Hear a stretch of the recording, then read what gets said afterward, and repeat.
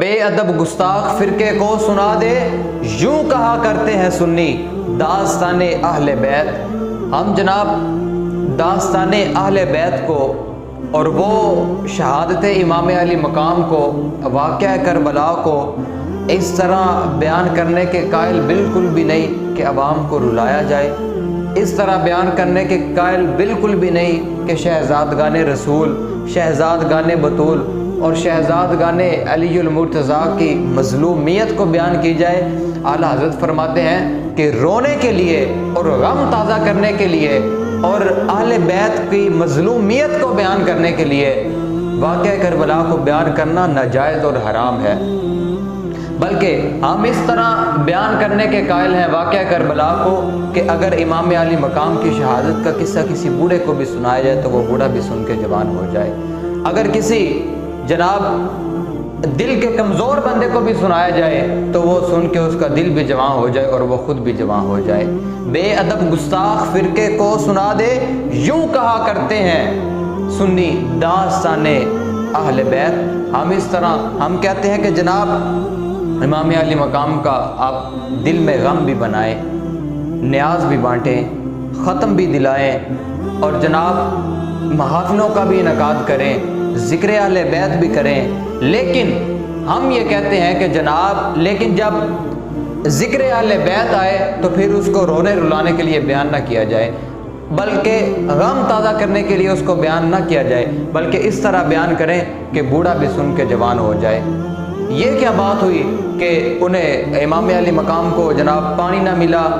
بس ہمارے بزرگوں نے یہ فیصلہ کر دیا، فرماتے تھے کہ قوت ہوندیاں زور نہ لایا، بیٹھے من رضائیں، بس اس سے بڑھ کے کوئی کربلا نہیں، اس سے بڑھ کے کوئی واقعہ نہیں، کوئی قصہ نہیں، بس قوت ہوندیاں زور نہ لایا۔ آپ مجھے بحیثیت مسلمان، بحیثیت ایمان، میرا آپ سے ایک چھوٹا سا سوال ہے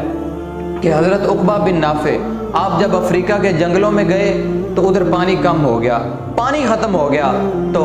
صحابہ آئے آپ کے پاس کہ حضرت عقبہ بن نافع کے پاس صحابہ آئے اور عرض کرنے لگے کہ یہاں پانی جو ہے نا وہ ختم ہو گیا ہے، پانی ختم ہے اور ہم تو سارے شہید ہو جائیں گے اگر پانی نہ ملا تو آپ نے فرمایا یہ تو بات ہی کوئی نہیں۔ آپ نے کیا کیا کہ 2 رکعت نماز نفل ادا کیے اور اللہ تبارک و تعالیٰ کی بارگاہ میں ہاتھ اٹھا کے دعا کی، اور ابھی آپ نے ہاتھ اس طرح کیے ہیں تو آپ کا کھڑا ہوا گھوڑا، جو آپ کا پاس آپ کا گھوڑا کھڑا تھا، اس گھوڑے نے اپنے قدم جو ہے اس زمین پہ ماری اور زمین سے چشمہ جاری ہو گیا، اور آج بھی اس کنویں کا نام ماء الفرس ہے کہ یہ وہ چشمہ ہے جو عقبہ بن نافع کے گھوڑے کے پیروں سے نکلا تھا۔ بحیثیت مسلمان میرا آپ سے یہ سوال ہے کہ عقبہ بن نافع کی والدہ کا نام سیدہ کائنات فاطمہ الزہرا تو نہیں؟ عقبہ بن نافع نے حضور کے کندھوں پہ تو نہیں کھیلا، عقبہ بن نافع کو تو حضور نے نہیں فرمایا کہ تو میرا ہے اور میں تیرا ہوں، عقبہ بن نافع کو تو حضور نے اپنی زبان نہیں چسائی، عقبہ بن نافع کے والد کا نام شیر خدا علی المرتضیٰ تو نہیں، عقبہ بن نافع کے نانا جان کا نام محمد مصطفیٰ صلی اللہ تعالی علیہ وسلم تو نہیں، عقبہ بن نافع کو تو حضور نے نہیں فرمایا کہ تم جنتی نوجوانوں کے سردار ہو، عقبہ بن نافع کے بڑے بھائی جان کا نام تو حسن مجتبیٰ نہیں نا۔ تو میرا بحیثیت مسلمان آپ سے سوال ہے کہ عقبہ بن نافع کا گھوڑا جدھر پاؤں مارے ادھر سے چشمہ جاری ہو سکتا ہے، تو کیا امام علی مقام کا گھوڑا اس جگہ میں اپنا پاؤں مارتا تو کیا ادھر سے چشمہ جاری نہیں ہو سکتا تھا؟ اور میری بات سنیں نا، آپ مجھے بتائیں کہ حضرت عمر فاروق دریائے نیل میں جناب ایک رکا پھینکیں، ایک خط پھینکیں تو وہ دریائے نیل بہنا شروع ہو جائے، حضرت عمر زمین پہ ٹھوکر مارے، آسا مارے اپنا اور زمین کو حکم دے کہ اس مائی کا تیل نکال کے باہر پھینک تو زمین تیل نکال دیتی ہے، تو کیا امام علی مقام اس کو اشارہ کرتے اور پانی آپ کے پاس چل کے نہ آ جاتا؟ بس بات صرف اتنی ہے کہ قوت ہوندیاں زور نہیں لایا، بیٹھے من رضائیں۔ اور جب بعد میں پیر میر علی شاہ صاحب اپنی کتاب میں لکھتے ہیں کہ جب واقعہ کربلا ہونے کے بعد حکمران آیا مختار سقفی اور اس نے اہل بیت کا بدلہ لیا، تو جب وہ سارے دشمنان اہل بیت کو جب وہ قتل کر رہا تھا تو ایک جو ہے نا وہ بھاگتا بھاگتا امام زین العابدین آپ کے گھر میں آ گیا، ادھر سے بھاگا، اس سے بچتا بچتا آپ کے گھر میں آ گیا اور آپ نے اس کو رات بھی ٹھہرایا، اس کو کپڑے بھی دیے، جتنے دن اس نے رہنا چاہا اس کو رکھا، اس کو پانی بھی پلایا، کھانا بھی کھلایا، اچھا بستر بھی دیا، سلایا، آپ نے اس کی خدمت کی۔ اور جب وہ جانے لگا تو جاتے ہوئے کہتا ہے کہ امام زین العابدین کو کہتا ہے کہ مجھے لگتا ہے کہ آپ نے مجھے پہچانا نہیں۔ آپ نے فرمایا کہ میں نے تجھے نہیں پہچانا اور پہچاننے کی ضرورت بھی نہیں،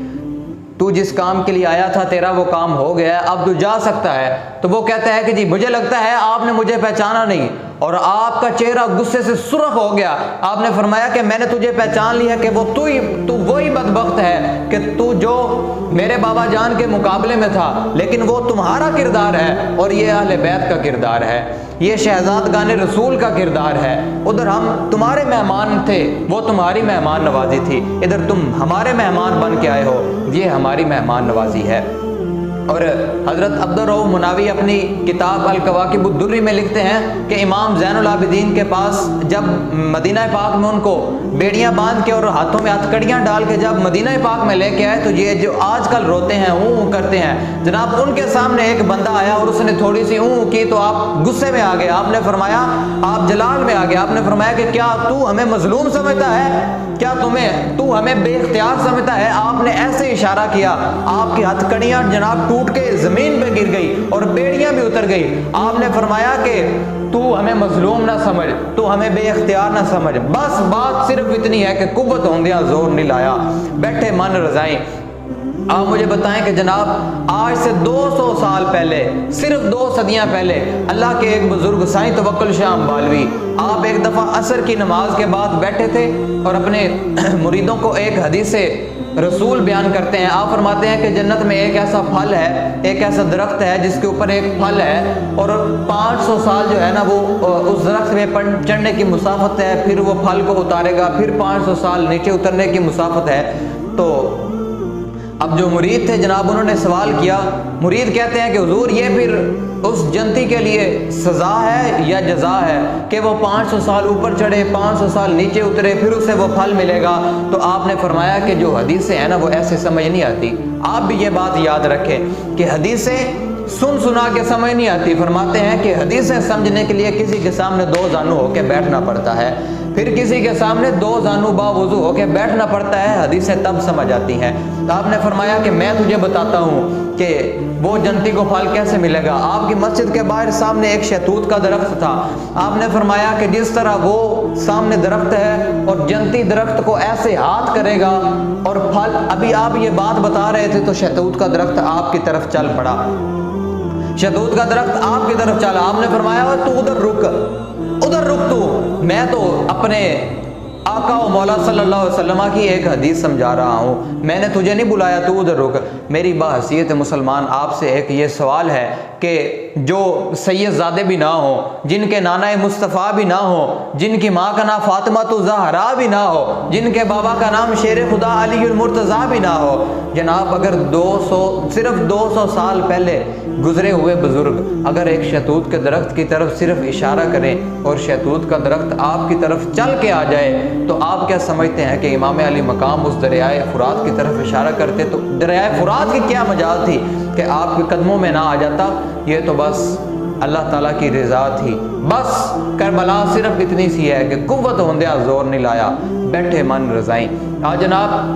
ہم جو ہیں خود کو حسینی بھی کہتے ہیں اور ہماری جتنی بھی وفا ہے، ہمارے جتنے بھی معاملات ہیں وہ سب یزیدیوں والے ہیں، ہمارے کردار بھی یزیدیوں والے ہیں، ہماری گفتار بھی یزیدیوں والی ہے، ہم جناب ساتھ بھی یزیدیوں کا دیتے ہیں اور پھر ہم نعرے لگاتے ہیں کہ ہم حسینی ہیں۔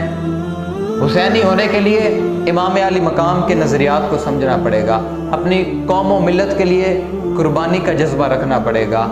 اگر آپ بھی بتائیں کیا امام حسین سے بڑا بھی کوئی پیر ہوگا؟ آپ ساری زندگی ایک حجرے میں بیٹھ کے، نہ آپ کو مریدوں کی کمی ہونی تھی، نہ آپ کو نذرانوں کی کمی ہونی تھی، نہ آپ کو خدمت کرنے والے خدمتگاروں کی کمی ہونی تھی،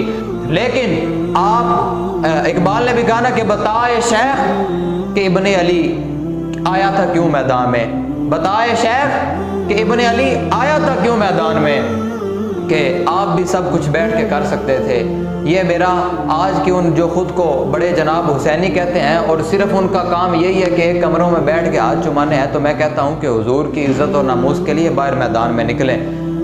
اور حسینی کردار کو ادا کریں۔ صرف حسینی محبت جو ہے نا، یہ خالی دعوے کا نام نہیں ہے، بلکہ محبت تو دلیل مانگتی ہے۔ صرف زبان سے کہہ دیا،